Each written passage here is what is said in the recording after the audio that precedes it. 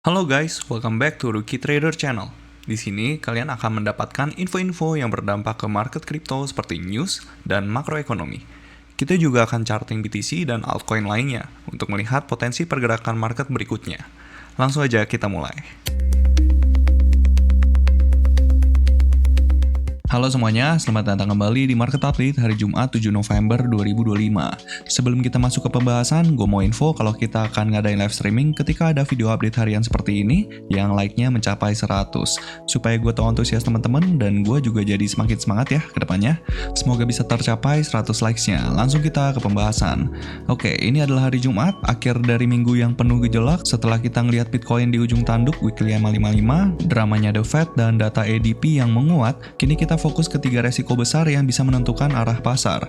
Putusan Mahkamah Agung, Supreme Court-nya US tentang tarif, perang chips yang diperluas China, dan isu bailout AI. Oke, untuk berita yang pertama, perhatian terbesar ada pada Mahkamah Agung US yang sedang membahas validitas tarif global yang dikenakan Presiden Trump. Putusan ini memiliki implikasi 90 miliar US dollar refund dan masa depan kekuasaan kepresidenan. Yang paling mengejutkan, hakim di Mahkamah Agung US itu terlihat sangat skeptis terhadap argumen administrasi Trump. Mereka mempertanyakan apakah Undang-Undang Darurat tahun 1970-an benar-benar memberikan presiden kekuasaan untuk mengenakan tarif global tanpa batas waktu atau jumlah. Para hakim, terutama Barrett, khawatir tentang kekacauan jika mereka memutuskan melawan Trump, karena 90 miliar US dollar yang telah dikumpulkan dari tarif harus dikembalikan kepada perusahaan. Tapi Trump punya plan B. Trump mengakui jika Mahkamah Agung memutuskan melawan, mereka harus punya plan kedua atau rencana alternatif, mengisyaratkan bahwa rencana ini ada meskipun berjalan lambat. Apa nih implikasinya ke pasar? Jika Supreme Court memutuskan melawan Trump, ini akan menciptakan potensi likuiditas besar bagi bisnis melalui refund. Terus yang kedua, menciptakan ketidakpastian hukum tentang kekuasaan kepresidenan. Terus yang ketiga, itu bisa menguntungkan saham retail dan barang impor, karena biaya impor itu akan turun drastis. Jadi ini salah satu berita yang lumayan baik ya, karena kita tahu turunnya kripto, turunnya saham itu waktu Liberation Day, terus juga kemarin liquidation event 10-10 itu juga gara-gara tarif. Kalau misalnya ini beneran kejadian, Trump akan kehilangan alat negosiasi dan pastinya isu soal tarif itu bakalan gone 100%. Jadi kita lihat aja perkembangan kedepannya seperti apa ya. Terus kita lanjut ke berita yang kedua. Di tengah terus perdagangan yang baru disepakati oleh Trump dan Xi, dua isu krusial ini kembali memanas. Yang pertama, larangan chips AI China. China baru saja melarang chips AI asing di semua pusat data yang didanai oleh negara. Ini adalah eskalasi yang mengkonfirmasi bahwa perang teknologi chips tidak termasuk dalam gencatan senjata. Ini kembali menekan saham chips AI seperti Nvidia. Terus ada perbedaan interpretasi serius atas kesepakatan rare earths. US mengklaim China secara efektif menghilangkan kontrol ekspor yang ada. Tetapi otoritas China mengonfirmasi bahwa regulasi lama yang mengharuskan lisensi untuk 7 jenis rare earths masih berlaku. Jadi kesimpulan untuk geopolitik, ini market harus sadar ya, trade terusnya Trump dan Xi itu hanya berfokus pada agrikultur dan biaya pelabuhan. Isu teknologi seperti AI dan supply chain rare earths itu tetap menjadi medan perang aktif. Terus kita langsung lanjut aja ke berita yang ketiga. Untuk berita yang ketiga, ada isu soal likuiditas dan bailout AI. David Sachs secara tegas menolak gagasan bailout federal untuk perusahaan AI. Setelah CFO OpenAI menyebut adanya backstop, ini menggarisbawahi komitmen pemerintah untuk mendukung infrastruktur AI melalui kemudahan perizinan dan listrik, tetapi tidak akan menanggung kerugian perusahaan swasta. Jadi untuk kesimpulannya, yang pertama, potensi putusan MA. Putusan MA dapat menciptakan volatilitas besar di pasar, potensi refund 90 miliar US dollar. Terus yang kedua, kita masih perlu melihat reaksi dari Bitcoin ya, yang abis retest weekly MA55. Kalau gagal closing candle weekly di atas MA55, itu adalah sinyal bearish jangka menengah yang bisa terkonfirmasi. Dan untuk makronya, data ADP kemarin kan lumayan kuat ya, jadi bisa dibilang itu bisa membuat The Fed kembali hawkish gitu. Jadi kita bisa jaga posisi kita sampai closing weekly candle Bitcoin. Breakdown di bawah MA55 ditambah dengan ketidakpastian dari MA adalah kombinasi yang bisa mengubah Q4 rally menjadi Q4 dump. Nanti kita lihat update berikutnya seperti apa. Terus kita langsung lanjut ke far side. Oke, di tanggal 5 November Bitcoin ETF flow ternyata BlackRock melakukan penjualan yang gede banget ya, 375,5 juta dolar. Inilah yang kemarin gue bilang ya, walaupun yang lainnya itu inflow, tapi kalau misalnya BlackRock ternyata outflow, ini jadinya tanggal 5 November outflow nih, dengan total outflow-nya mencapai 137 juta dolar. Dan di tanggal 6 November ini masih excluding BlackRock, ternyata malah inflow sebesar 127,5 juta dolar. Tapi balik lagi ini excluding BlackRock ya. Jadi kita lihat aja nanti BlackRock itu bakalan outflow apa inflow, tapi kalau misalnya dia outflow lagi dan sebesar ini lagi, kemungkinan besar tanggal 6 November bakalan outflow lagi. Dan menutup minggu ini, ETF net flow untuk Bitcoin itu jadinya negatif gede banget, dan ini bisa jadi tambahan sentimen bearish untuk minggu ini. Terus kita langsung lanjut ke Ethereum. Nah, untuk Ethereum juga sama, ternyata tanggal 5 November, BlackRock juga melakukan penjualannya sebesar 146,6 juta dolar, yang mengakibatkan tanggal 5 November itu net flow untuk ETF-nya Ethereum itu menjadi 118,5 juta dolar, dan ini outflow. Dan kalau misalnya kita lihat di tanggal 6 November kemarin, ini inflow tapi kecil banget ya. Ini miris sih, miris banget buat Ethereum. Bisa dibilang outflow-nya memang nggak sebesar Bitcoin. Tapi begitu ada inflow, infonya juga kecil banget, nggak sebesar Bitcoin gitu. Jadi sama untuk sentimennya Ethereum sama Bitcoin itu sekarang itu sama ya untuk ETF. Jadi sama-sama outflow untuk minggu ini, nambah sentimen bearish. Jadi kita lihat aja nanti dari price action-nya. Sekarang kita langsung bahas aja price action. Kita mulai dulu dari Nasdaq. Oke, untuk Nasdaq kemarin ada rejection yang sangat besar ya, sangat besar dari supply 1 hour ini. Plus sekarang kita beneran nyampe ke area OTI lagi nih. Untuk 1 hour, ini kan baru internalnya nih. That's why kemarin gue bilang internal structures creates external structures. Dan beneran kejadian nih, internal structure-nya kan bearish nih, dia bikin lower low, lower high, lower low, lower high. Dan kemarin US 100 itu mengalami rejection yang cukup agresif gitu. Plus sekarang dia udah bikin lower low, jadi kita bisa pindahin untuk supply-nya itu ke sini. Karena bisa dilihat ya, ini last pullback-nya untuk Nasdaq. Dan sekarang kita balik lagi ke level krusial. Untuk 1 hour-nya itu dia still bullish ya. Ini adalah struktur eksternalnya, dan di struktur internalnya dia still bearish. Dan ini menjadi level krusialnya yang perlu ditembus sama Nasdaq kalau misalnya dia mau bullish gitu. Per sekarang ekspektasinya mungkin gue akan masih lihat external structure-nya apakah dia berhasil mantul dari sini apa enggak. Karena kalau misalnya di sini nggak ada pemantulan, nggak ada tanda-tanda pelemahan nih dari sellersnya, itu kita bisa aim for lower low gitu. Mungkin aja dia bisa sampai lagi ke demand daily ini, tapi menurut gue unlikely ya. Unlikely kenapa? Karena di sini masih ada demand 1 hour dan demand 4 hour. Mungkin aja dari sini bisa ngasih reaction yang cukup kuat ya buat Nasdaq kayak gitu.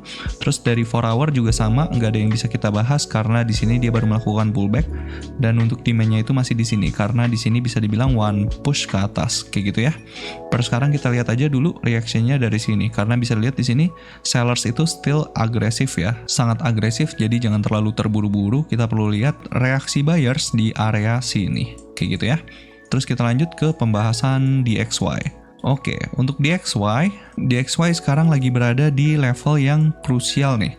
Ini adalah batas atas dari pergerakan swing ini. Dan dari kemarin sebenarnya pergerakan DXY itu beneran cuman konsolidasi aja di sini. Dan area konsolidasinya lumayan ini ya, lumayan krusial ya. Kalau misalnya kita lihat dari time frame weekly, ini ada trendline yang menjaga kekuatan US dollar itu tetap menguat gitu semenjak dari 2014. Di sini 2014 dia bikin higher high, terus habis itu di 2021 di retest, terus bikin higher high, dan sekarang kita lagi retest ke trendline yang sama. Kalau misalnya kita lihat dari 4 hour, ini dia obviously bullish ya. Ini 4 hour-nya terakhir kita bahas tuh di sini, dan sekarang dia udah bikin higher high lagi. Dia udah break off structure di sini, dan kita bisa tandain di sini adalah demand 4 hour-nya. Di sini kita lihat ada demand daily ya. Coba kita lihat daily-nya kayak gimana. Oke, daily-nya udah pindah ya. Daily-nya udah pindah, demand-nya jadi di sini gitu. Ini lumayan bagus ya. Kita dapat reaction nih. Kita dapat reaction dari area krusial ini. Jadi tutupan candle daily kemarin ini mengisyaratkan kalau USD itu mau melemah. Dan kemarin gue lumayan cuan nih. Gue nge-short USD JPY dan dapat sekitar 4R gitu. Kalau misalnya kalian ada trading di forex, itu juga bisa dimanfaatin ya. karena di sini level krusial kemungkinan besar USD itu bisa melemah dari sekarang. Mungkin kalau misalnya DXY itu udah mulai melemah sampai ke area sini, itu udah boleh hati-hati untuk shorting USD pairs. Kayak gitu ya. Terus sekarang kita lihat ke 1 hour. Oke, secara 1 hour ini dia udah memvalidasi bahwa dia itu reversal di sini. Di sini dia udah reversal untuk 1 hour-nya dan untuk supply-nya jadinya di sini. Jadi ini salah satu sign yang lumayan bagus buat risk on asset karena kita tahu ya kalau DXY itu melemah, itu bakal membuat risk on asset itu kembali naik gitu. Tapi kita lihat aja nanti dari price action-nya Bitcoin. Terus kita lanjut ke Bitcoin dominance dulu ya. Oke, untuk Bitcoin dominance dia masih beneran konsolidasi aja nih. Setelah kemarin dia kayak fake out, dia sampai ke batas bawah ini, terus habis itu ada pemantulan, ini lumayan buruk ya. Pemantulannya itu kayak bisa dibilang di internal structure-nya dia jadi bullish. Tapi sekarang dia itu sampai ke level krusial lagi. Jadi kalau misalnya dia breakdown dari sini, expecting Bitcoin dominance itu bisa turun lebih jauh. Tapi kalau misalnya di sini dia still strong atau ada pemantulan lagi, expecting dia masih bakalan sideways aja nih. Bakalan konsolidasi aja di atas. Dan kalau misalnya konsolidasi itu bad sign ya. Karena biasanya Bitcoin dominance itu pergerakannya rally base rally. Kalau misalnya penurunan gimana? Ya biasanya drop base drop gitu. Dan harapannya dia bisa breakdown ya dari sini. Kalau misalnya dia bisa breakdown dari sini, kemungkinan Bitcoin dominance itu bisa sampai ke demand 1 hour ini menjadi sangat terbuka ya. Dan kalau misalnya Bitcoin dominance itu turun, itu bisa membuat altcoin itu nggak terlalu tertekan gitu. Jadi harapannya Bitcoin itu bisa naik dan Bitcoin dominance-nya itu bisa turun gitu. Tapi kalau misalnya pergerakannya kayak gini, jangan expect terlalu drastis penurunannya. Mungkin sampai ke demand 1 hour ini kita bisa consider untuk exit parsial di altcoins kita. Terus juga kalau misalnya nyampe ke trendline ini juga boleh hati-hati karena kedua level ini lumayan krusial nih, terutama trendline ini. Karena trendline ini kita bisa lihat ya di sini. Dia sempat bikin trendline di sini dan trendline ini pun yang menyebabkan di 10 Oktober ini beneran kejadian seperti ini gara-gara tweetnya Trump. Dan kalau misalnya kita lihat di Bitcoin dominance, ya ini salah satu yang bertanggung jawab bikin Bitcoin dominance itu nge-spike setinggi ini, gitu. Jadi untuk Bitcoin dominance still bullish, belum ada tanda-tanda dia akan reversal. Kalau misalnya dia breakdown dari demand 1 hour ini, baru dia reversal di time frame 1 hour gitu. Baru time frame 1 hour doang. Dan 4 hour-nya masih jauh di sini, gitu. Kayak gitu untuk Bitcoin dominance, terus kita langsung lanjut ke Bitcoin. Oke, untuk Bitcoin sekarang banget dia retest lagi ke demand weekly ini. Ini adalah key level yang menurut gue paling penting selain EMA 55 ya. Karena dari dulu gue udah bahas banget demand weekly ini adalah area defense terakhir. Kalau misalnya Bitcoin itu mau mantul. Kalau misalnya dia nggak mau mantul, dia breakdown dari sini, itu bisa menandakan the bull cycle is over gitu. Dan tutupan daily kemarin itu lumayan buruk ya. Di sini dia kembali melakukan penurunan dan kalau misalnya kita lihat secara 4 hour, kelihatannya itu pullback-nya itu lumayan agresif gitu. Jadi bisa dibilang sellers itu masih sangat taking control gitu. Tapi kalau misalnya kita lihat di time frame kecil ya kelihatannya di sini udah mulai ada pemantulan ya. Dan memang kalau misalnya kita lihat di RSI, ini kita udah masuk ke zona oversold gitu. Tapi kalau di daily masih belum ya. Ini masih belum oversold. Tapi kalau di time frame kecil, ini dia udah oversold.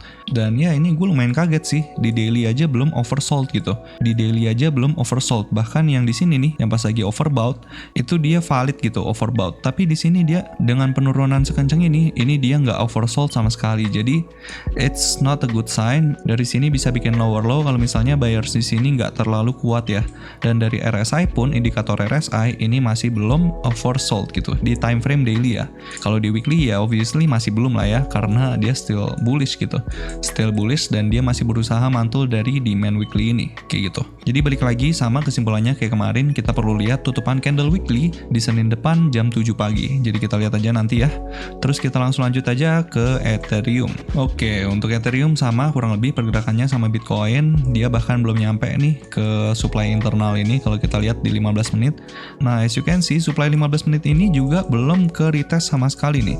Jadi semenjak penurunan kemarin, kemungkinan dia cuma retest area OTI ya. Coba ya, kita lihat nih. Ini sebagai pembelajaran juga, kita lihat area OTI. Dia nyampe nih ke 0,79-nya. Terus abis itu dia melakukan penurunan dari situ. Semenjak dari situ dia melakukan penurunan ya. Di internalnya banget dia bikin lower low terus, tapi secara structure internal di sini dia masih holding lumayan properly nih. Ini bisa dibilang dia cuma fake out, tapi kita baru tahu dia fake out atau enggak kalau dia berhasil take out supply ini. Ini supply internalnya, kayak gitu ya. Jadi expecting per sekarang banget dia bisa take out supply ini. Ini skenario pertama. Dan skenario kedua, dia bisa breakdown dari sini. Dan mungkin aja dia bisa creating lower low dari sini ya, kayak gitu.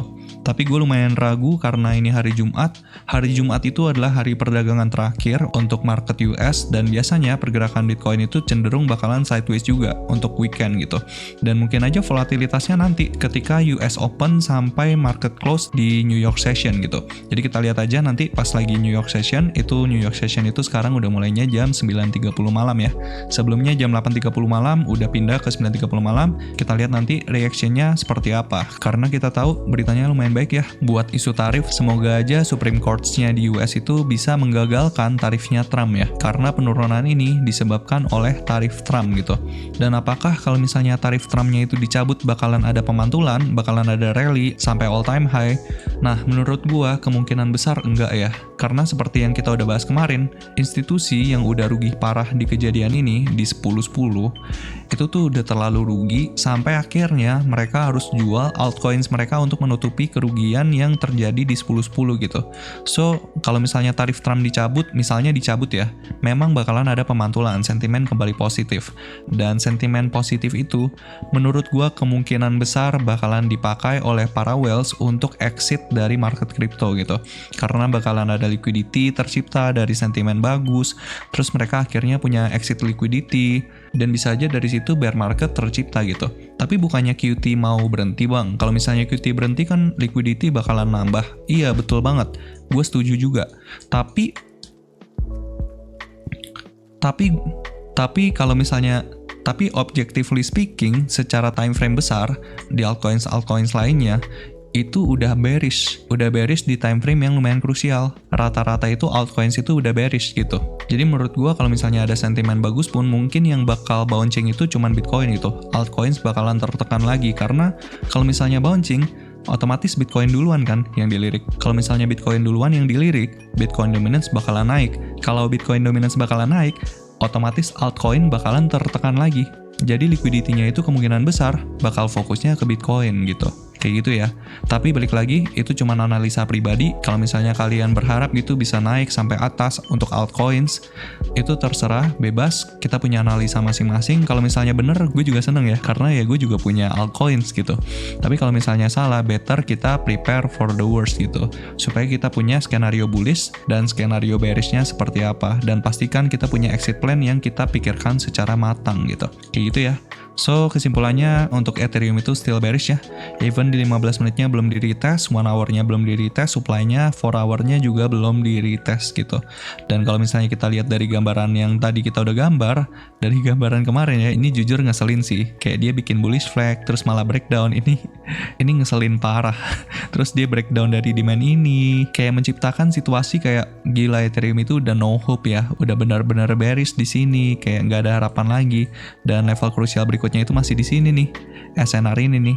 SNR ini di kisaran 2924 atau bisa dibuletin ya 2925 sampai 2809 atau bisa dibuletin 2810 lah ya.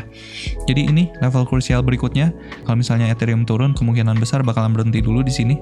Tapi kalau misalnya di sini dia mantul, kemungkinan besar dia bisa ke reject dari area ini juga gitu. Kayak gitu ya untuk Ethereum. So be careful, prepare for the worst, dan semoga kalian cuan dari Ethereum. Terus kita lanjut ke Solana. Oke, Solana ini salah satu kripto yang gua udah wanti-wanti banget dari dulu karena gua lihat di weekly time frame-nya dia udah bearish gitu. Di sini gue sempat bilang hati-hati Solana bearish karena dia mampu untuk closing di bawah demand weekly ini. Beda sama Ethereum ya. Kalau Ethereum, coba ya kita balik lagi ya ke Ethereum bentar aja. Di weekly time frame Ethereum itu nggak mampu closing di bawah demand weekly ini. Ini demand weekly terakhir. Ini swing besarnya gue gambarin di sini. Karena pusing ini gue hapus aja ya. Ini gue hapus. Oke. Nah, kita fokus ke sini nih. Demand weekly ini closing candle-nya itu pas lagi retest, dia nggak mampu untuk closing di bawah demand weekly ini. Sedangkan Solana di demand weekly ini, dari sini kita perlu hati-hati. Kita tahu bahwa Solana itu udah bearish di time frame weekly. Kayak gitu. Tapi orang waktu itu malah komen, belajar lagi smart money concept bang. Belajar lagi smart money concept. Iya, gue tahu smart money concept ini bisa jadi liquidity sweep. Terus habis itu Solana bisa aja mantul dengan kenceng dan bisa take out supply weekly ini. Tapi sekarang kejadiannya adalah dia beneran reject dari supply weekly ini gitu. So kalau misalnya ada liquidity sweep seperti ini, dia berhasil nih, misalnya dia kan beneran closing nih di bawah demand weekly ini. Ini adalah satu sign yang kita perlu hati-hati gitu. Karena ada kemungkinan di supply weekly ini dia bisa mengalami rejection. Dan ya kalau misalnya nggak siap sama skenario itu, kita pasti beranggapan dia beneran bisa breakout dari sini nih. Tapi ternyata malah mengalami rejection dari situ. Kayak gitu ya. So boleh punya skenario bullish, tapi kita tetap harus punya skenario bearishnya. Kayak gitu ya. Terus coba kita lihat ke daily-nya. Oke, secara daily, ini Solana itu secara eksternal itu still bullish. Karena dia masih retest ke demand daily eksternal ini. Walaupun dia ada closing ya. Ada closing kecil banget di sini, makanya gue juga tandain untuk internal structure-nya. Internal structure-nya di mana? Last pullback-nya. Last pullback-nya di sini. Loh, ini bukannya ada pullback lagi, Bang? Iya, dia ada pullback lagi, tapi dia masih belum bikin lower low. Nah, ini dia trikinya nih. Dia belum bikin lower low, jadi dia masih bergerak di dalam swing besar ini. Nah, makanya gue belum pindahin supply daily ini gitu. Dan kalau misalnya gue nggak pindahin supply daily ini pun, secara 4 hour kelihatan kok. Nah, di sini kelihatan kan, secara 4 hour kurang lebih sama gitu. Letak supply-nya itu di sini, bahkan bisa kita pindahin ke sini gitu. Jadi kita perlu hati-hati kalau misalnya Solana sampai ke level ini. Ini adalah supply 4 hour-nya di sini. Dan secara 1 hour, coba kita lihat 1 hour-nya ya. Nah, secara 1 hour ini sebenarnya supply-nya itu letaknya sama 4 hour di sini. Ini supply 1 hour-nya, tapi di sini bukannya ada pullback, Bang. Nah, di sini tuh ada pullback, tapi ini cuman inside bar gitu. Termasuk ini juga. Ini masih bergerak di dalam candle yang agresif ini nih. Jadi bisa dibilang dia cuman inside bar. Dan ini kita bisa consider dia pullback di 15 menit pasti kelihatan. Nah, ya kan? Di sini nih struktur 15 menitnya nih. Makanya di sini pun 15 menit bisa ngasih selling pressure gitu. Tapi selling pressure-nya nggak terlalu besar ya.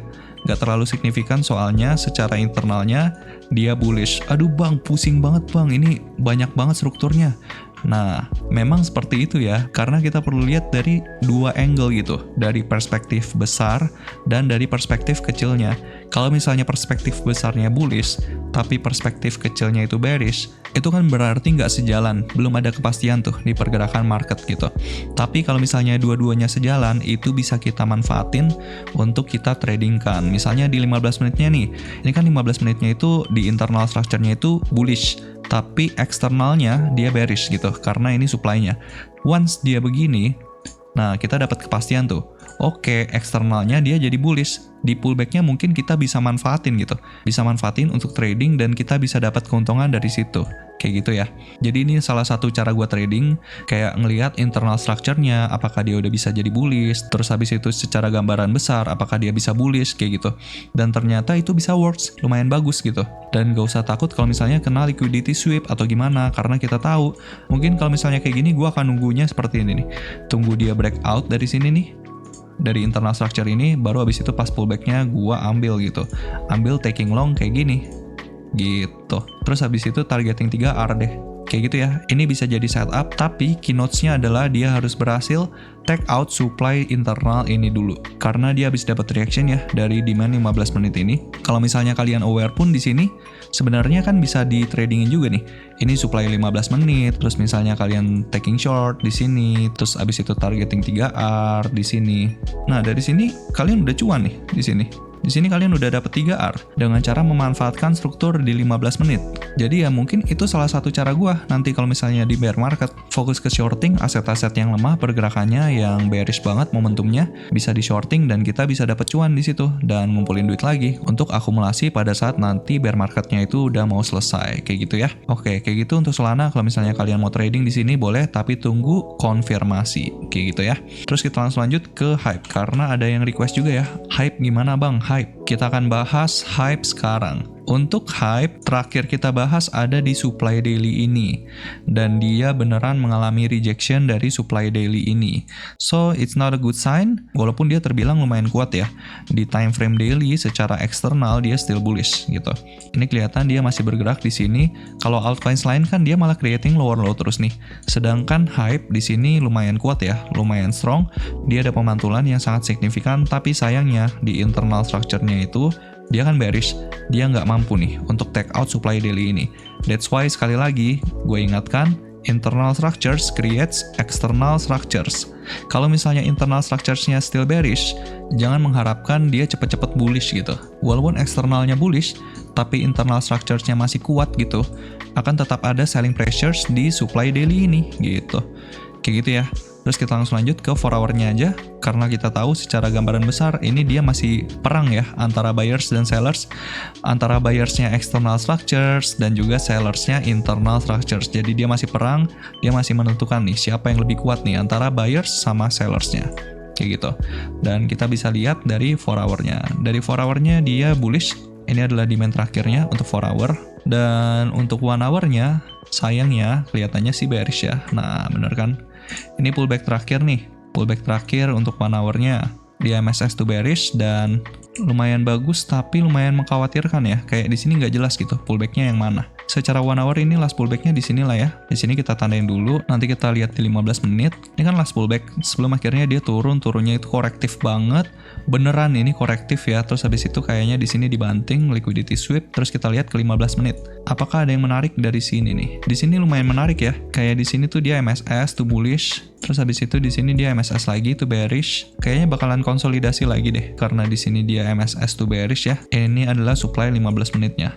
Balik lagi sama kayak Solana, kemungkinan besar ini adalah setup yang bagus kalau misalnya dia berhasil take out supply 15 menit ini. Baru pas lagi pullback-nya, mungkin kita bisa manfaatin dengan long, kayak gitu ya. Ini intraday, kalau intraday gue biasanya pakainya 0,5%, jadi nggak terlalu agresif ya. Nggak pakai size yang besar. Kalau misalnya kalian nggak ngerti 0,5% apaan tuh bang artinya, itu adalah risk per trade. Jadi kayak berapa uang yang gue siap resikokan dalam satu kali trade. Jadi kalau misalnya gue kena stop loss, itu gue cuman kena 0,5% dari portofolio gue, kayak gitu. Dan itu bisa kalian pelajarin di video materi di channel ini yang risk management. Itu risk management untuk market spot, untuk investasi itu bisa dipakai, dan untuk market futures itu juga gue jelasin di situ. Jadi kalian bisa lihat video risk management, ada linknya di deskripsi, kayak gitu ya.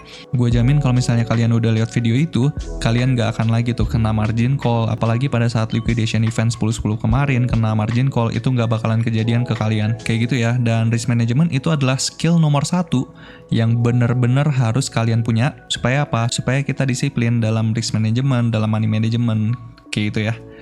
Oke, kayak gitu untuk hype. So, still bearish ya. Di 4 hour-nya bearish, 1 hour-nya bearish, dan di daily-nya, di internalnya still bearish. Walaupun ada harapan ya, di daily-nya itu eksternalnya still bullish. Nggak sama kayak kebanyakan altcoins lainnya. Kayak altcoins lainnya udah bikin lower low, tapi hype itu justru masih bergerak di atas di main daily eksternal ini. Oke, so that's gonna be the update. Thank you very much for the support untuk YouTube channel ini. Kalau kalian merasa terbantu dengan video ini, let me know di kolom komentar. Saya akan dengan senang hati terus membagikan informasi ke teman-teman sekalian. God bless you all and see you guys in the next update. Cheers, bye-bye.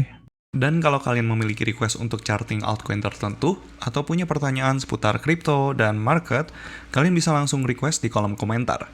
Thank you sudah menonton video ini sampai akhir.